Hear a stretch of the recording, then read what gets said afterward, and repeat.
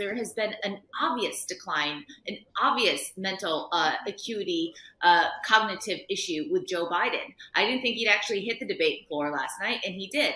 I don't think he should have. If people who know him the best know where he's at and know that he couldn't do it, and they set themselves up for failure. That being said, that's just the opinion side of things.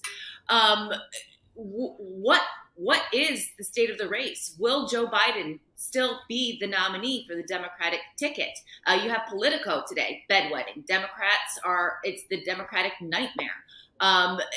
Will he follow through with this? And how can the Democrats replace him? Nate Silver said that he needs to drop out, and Kamala Harris is a better contender.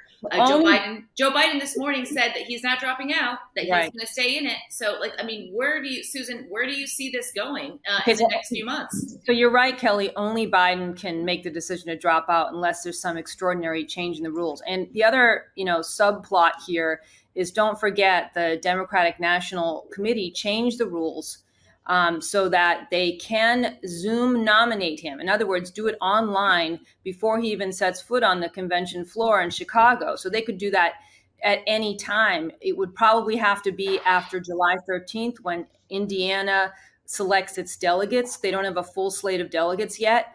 But, July 13th is 2 weeks away. So they could do it then if they wanted to push this thing so that there was no, floor fight. From my discussions with people who are really experts on the rules and bylaws and the conventions, if they do nominate him in the next couple of weeks online, as they say they're going to do, even though there's absolutely no reason for it, there's no ballot requirement deadline in Ohio anymore. But if they do this, it'll make it extraordinarily difficult to change the rules again at the convention and put somebody else in place, unless, and this is what everybody's talking about, I know Seth has been talking about, we've been discussing this too, it would have to be up to President Biden himself to say, I am going to step aside, because it's his nomination to give up pretty much at this point. We've had the primary. He's been picked by a lot of these are all Joe Biden delegates. So there'd have to be a big change. And of course, some people would say, well, last night is just evidence of a really huge, factor here that has to be put in play. And that too is possible. That's why everyone's talking about it. But I think in terms of how we look ahead here, the consensus, I think, amongst people who truly understand the rules, believe that the only way for this really to happen is for Joe Biden to make that decision. And from there, you can then speculate on who might talk to him and whether he might change his mind and step aside. And I think that's sort of where the lay of the land right now. But always keep in mind, we've got this looming potential online nomination, which the DNC has enabled through a change in their rules. So that's something that we're going to be keeping an eye on.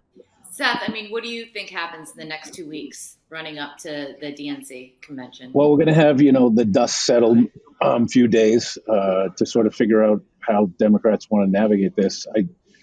The intricacies and ins and outs. That's the other thing. Everyone's going to be diving into how do you change the nominee? What are the rules? What do you got to do here? Blah, blah, blah. So we'll all get a refresher on how exactly that might be done. But I do an interesting side thing here is, for the longest time, Democrats kind of openly admitted that Vice President Kamala Harris might not be the best person to lead the ticket. But you sort of wonder, coming out of a debate performance like that they might go, well, maybe she is not as bad or can outperform what we saw from President Biden.